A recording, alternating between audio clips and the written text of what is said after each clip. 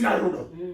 Chinowanzondichallenge patsamba iyi ndepekuti painozotipo nekutenda kwose kuti ndibvise makomo kureva kuti iri riri gomo ndikarisimudza ndikakanda wako, but konzi kana ndisina rudo handizi chinhu. Ende ndakazoona nyika nawo kana yaziva kuti aiwa papazendera vakukwanisa kusimudza makomo vachimagadzikapo ndo vanototeverwa ivavo nekuti vakasimudza gomo, but Mwari vabva vati masikati anopanapa kana zvasimudzika zvinofanirwa asi zvaitwa pasina rudo haanzi hazvibasiri chinhu.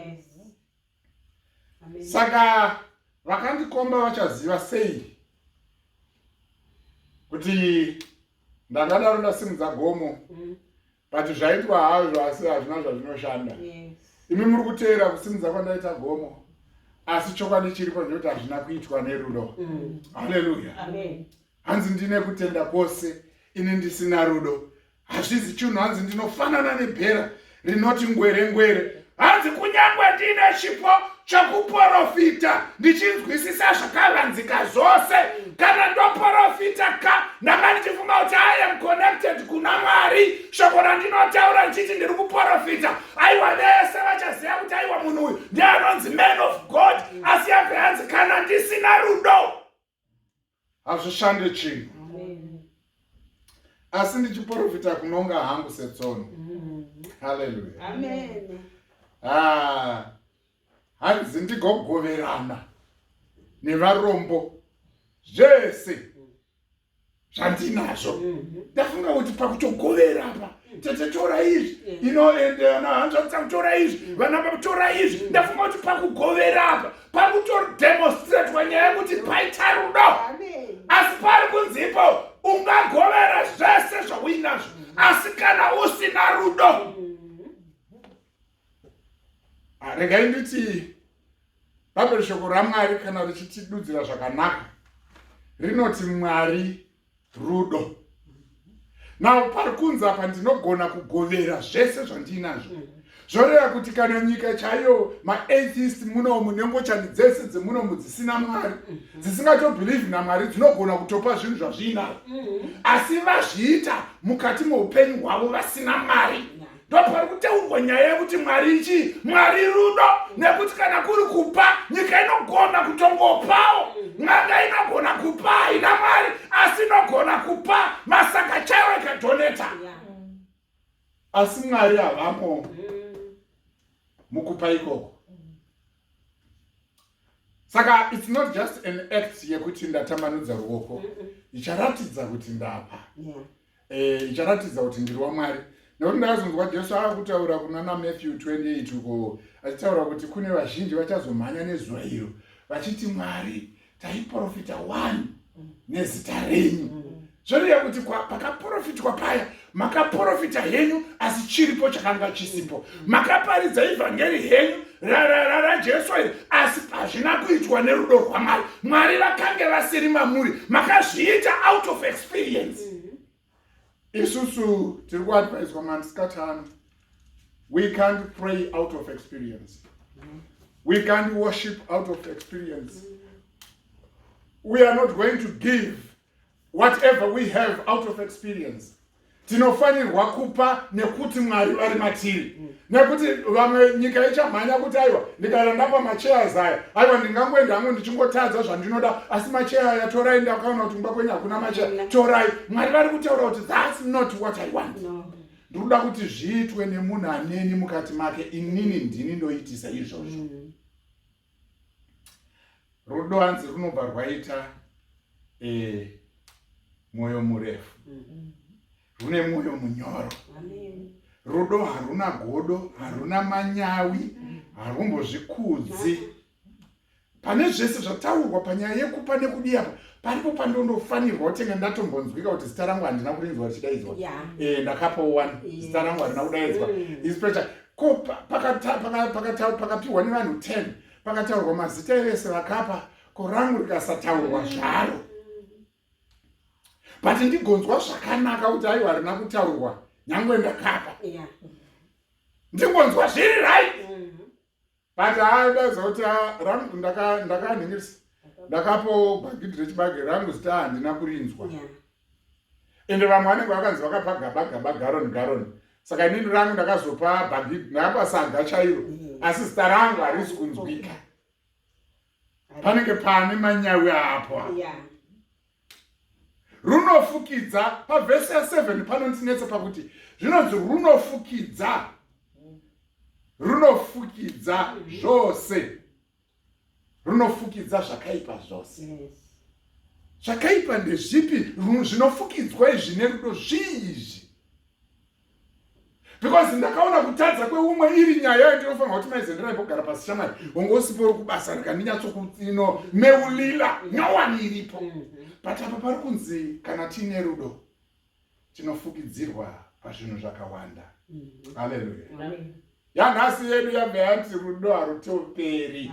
Haleluya. Rudo rwuya nezuro ndakaitira munhu ndobva auya ndapedza kumupa ndisikakonzi. Hanzi rudo rwangu kwaari hakufanirwe kupera nekuti rwaMwari kwatiri haruna kupera nyange tichiramba tichingotadza zvakadaro. Eti yabva yati harutongoperi. Haruperi rudo rwaJehovha haruperi. Munogona kunge makandichemedza Yesu asi rudo rwaMwari haruperi. Munogona kunge makandivharira dhoo panze Yesu asi rudo rwaJehovha amandiri haruperi. Kana takuenda mukati menyika yaivo vakambotirwisa ipopa, hauende wakatakura pamwoyo pako mavhindifindi ekuti vakambondiitei vakanga vasingazivi here kuti vanondirwadzisa. Why did they have to do this?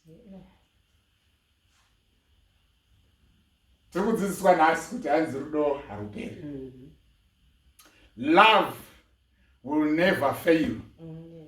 It fails not. Haruperi rudo rwaJehovha haruperi. Kana rwuriwo rwakadirwa mamuri rudo rwacho haruperi. Kana ari wefizo takabhadharira nhasi hachatiteereri poita mumwe taavana vacho ndakati ndadaro sisingavaendesera vana kuchikoro kana uchambondirangarira pakarorwa mwana wokutanga ndindakamisa kuchikoro kana ndindaidza mufunge aiwa rwaJehovha tete wangu haruperi. Kana makaendesa hamuna kuendesa kuti mugadzikwe patepo yehigh table kuti kana waroorwa munzi garainde papo makangoendesa iri chinangwa chekuti mwana anoda kubatsirwa uyu. Rudo rwaMwari haruperi. But ndakazoti ndosiiwa panyaya yemarura kuti tete rukanganwa kuti inini ndindakaendesa kuda kuchikoro nhasi kuorora ndobhuoni hanzi haruzi kupera. Rudo rwaruperi rwaJehovha tarisai kutadza kwatakawa Mwari vakasanorwuita kwatiri isusu tisati tatombovanamata rwakanga ruchifanirwa kunge rwakapera kuti zvinova chandinamata rini. Haleluya. Amen. Rudo rwaJehovha haruperi ba. Ukatorera mwana fees loan yezvinezvi kuti kune mwana kumushago ari kuenda kuuniversity kwakumutorera loan handingamutoreri loan igobhadharwa rini. Mazano mabasa muZimbabwe hakunawo kusaka mari yacho ndinoiwana sei kwakutongoiginwa zvakadaro.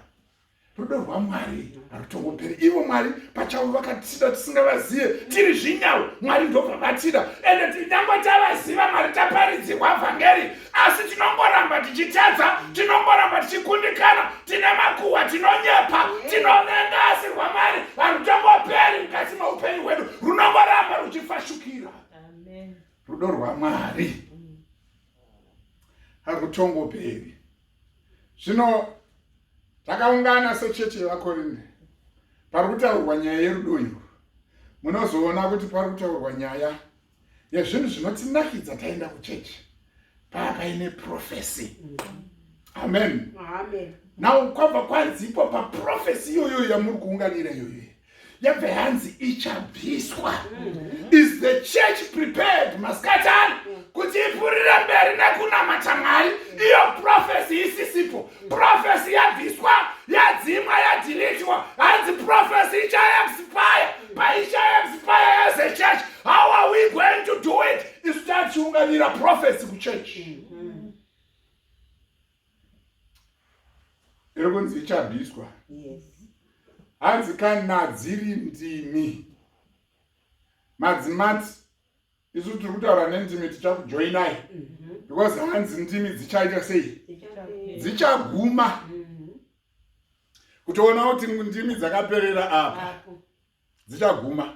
Mugoona zvadzinoita. Shoko iri kuimba tichasara tichingoimba tiri vanhu. Asi Mwari vasisiri matiri. Tichasara tichitaura ndimi idzi tiri vanhu. Asi dzisisiri dzaMwari nekuti zvatiri kuita dziri matiri. Hazviratidzi kuti Mwari Rudo vari matiri. Zvatiri kuimba izvozvo Jehovha tiri kudaidza mumavhesi atinoimba. Jehovha ivava havamo matiri. Ndosaka muchinzwa vari kutaura kuti dzichabhuma mukudzinzwa nenzeve. Tichanzwa kuti mai vari kuimba nendima, baba vari kutaura nendima, aiwa baba vari kuprofita, vari kunonga tsona. Asi the fact yekuti God is no longer in it. Tiri kutaura panyama. Ende musi wokutongwa tisu chandomira tichibvunza kuti nhai Mwari, ingataidzinga madhimoni nemweya yetsvina nezita renyu wani, ko nemhaka yei nhasi matirasa? Chokwadi chiripo nechekuti vari kuti Mwari, the church, get ready. Nekuti paripo pamucha operator without that prophecy. Pamucha operator mudzabviswa musisina ndimidzi. Kana kuri kuziva hanzi kuchabviswa. Paripo patinomhanya machechi, patinotungamirira machechi out of wisdom dzedu, kufunga kwedu, nekuti ndakaenda kutheology, college, nekuti ndakaenda kuuniversity, nekuti ndakakurira muchechi, nekuti ndakazodai. Nyaya iripo ndekuti kuziva kwese hanzi kuchabviswa. Is the church, how is the church going to survive? Hanzi nemhaka yeko zvese zviri kunzi zvibviswe pane chikonzero. The reason why zviri kunzi zvibviswe pavhesi ya 9. Hanzi nekuti tinoziva zvisakakwana. Haleluya. Nawo kana zvisina kukwana zvoreva kuti hazvitibatsiri. Rega nditaurire baba vamwe namai vamwe masikati ano kuti zvanzi chikonzero ndiri kubvisa zvese izvi zvika muri kuziviswa zvisakakwana nazvo. Haleluya. Muri kuziva zvisakakwana. Ende maziva zvisakakwana. Hanzi tiri kuprofita zvisakakwana. Vedu ndibatsireiwe shoko raMwari riri kutaurei. Hanzi patosimukai mai simukai, patosimukai kuti baba simukai. Maateredzi zese atiri kutaura there are inadequate. Tiri kuprofita zvisina kukwana. Kana zvisina kukwana hazvina zvazvinobatsira. Hazvishande pakereke paimba yaMwari. Amen. Haleluya. Amen. Asi kana zvakakwana zvasvika, izvo zvisakakwana zvichabviswa. Kana zvakakwana zvasvika zvisakakwana. Haleluya, haleluya. Kristu Jesu apinda muupenyu, Mwari iye akakwana amatiri chokwadi. Ndichiripo ndechekuti zvimwe zvese zvisakakwana zvinobviswa. Ndazonzwa inoti iye pavhesi ya 10 nekuti tinoziva zvisakakwana, tinoprofita zvisakakwana. Ngatiregei kuimba nezvinhu zvisina kukwana. Paripo patakamboti mumasekondari edu, imi baba imi inda uchita seusina kukwana. Mai imi semuchita semusina, sisi semuchita semusina kukwana. Mwana chaiye akaudzwa unzi hauna kukwana. Baba chaivo vakaudzwa unzi baba munoita semusina kukwana sei. Zvoreva kuti pane measurement yakanga yaitwa naasesa uyo akaona kuti no. Zviri kuitwa nababa namai ava nemwana uyo hazviitwi nemunhu akakwana. Nawo shoko raMwari, purpose yaMwari vachitiunza pana pamasikata ndeyekuti tive takakwana. Vanhu vasangana nesituation ino ndofanirwa kuva ndakakwana kudzira nesituation iyo. Vanhu vasangana nepanoda kubatsirwa ndofanirwa kunge ndiri ndakakwana. Mwari vari mandiri vandibatsira kudzira nesituation iyoyo vari Mwari. Nyangwe ndikatukwa ndirege kugumbuka. The fact yekuti ndiri kuti ndaita chinhu ndotukwa ndogumbuka, zvoreva kuti ndakamboenda udzwa ndakaitwa raya risina kukwana. Nekuti kana ndakaenda kaudzwa rakakwana raindizisa kuti Jesu anoti muchatambudzika nekuti neniwo ndakambotambudzika. Haleluya. Muchazvidzwa nekuti neniwo ndakambozvidzwa. Iro rakakwana iro. Mukaona takurarama, ndakanzwa apostle Paul taura kuti handisisiri nindorarama, asi Kristu Jesu ndiye akurarama mandiri. Amen, amen, amen. Verse 11. Ini ndichiri mwana, ndaitaura semwana, ndaifunga somwana, ndairangarira somwana. Zvino zvandava murume mukuru kudai, ndabvisa zvinhu zvouwanana. Zvinhu zvinoda kubviswa zvehuwanana zvimwe zvacho ndezvekubatirira pazvinhu zvisina kukwana, ndezvekubatirira pazvinhu paword risina kukwana, ndezvekubatirira paprofesi isina kukwana, ndezvekubatirira pawisdom isina kukwana. Hanzi ndiri mudiki haiwa ndaizviuchira mako ndozvandaidzwa kuti ndochaizvi, asi ezvinezvi ndakwegura, handichabatirani nazvo, ndabvisa zvinhu zvouwanana. Ngatibvisei zvinhu zvouwanana pakutenda kwedu. Ngazvibviswe nezita raJesu.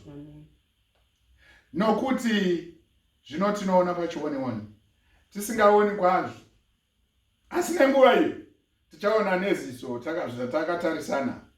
Zvino ndinoziva zvisakakwana, asi nenguva iyo ndichaziva sezvandakazikanwa neniwo. Verse 18.